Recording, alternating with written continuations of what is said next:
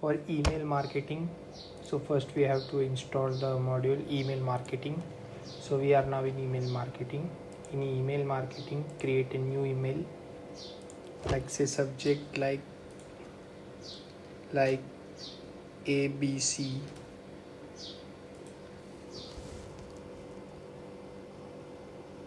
ABC. So there is a content where we have to whom we want to send the mails, like lead, mail content, like that, general entry. Let's say leads,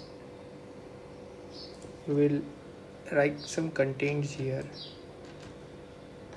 and there is schedule button. We can schedule our mail.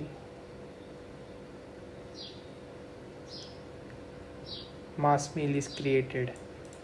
Now we will go in a mail. We can see the mail is created and it's been sent. This is how we can create an email marketing here.